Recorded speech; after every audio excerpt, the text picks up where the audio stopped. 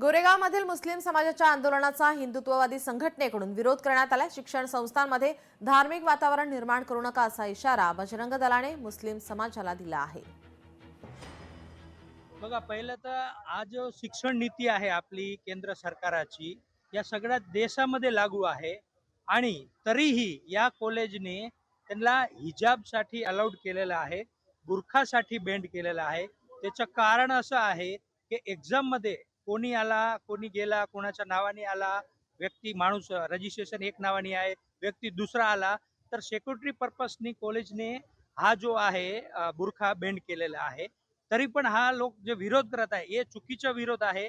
मग असं जर चुकीच्या पद्धतीने एक्झाम देऊन एखादा व्यक्ती पास झाला आणि ते पुढे घेऊन असं काही गलत म्हणजे देशविरुद्ध ऍक्टिव्हिटी मध्ये गेला तर त्याचा जबाबदार कोण राहतील? त्यांनी जिकडे शिक्षण घेतलेलं आहे तो संस्था जबाबदार ठरवतील।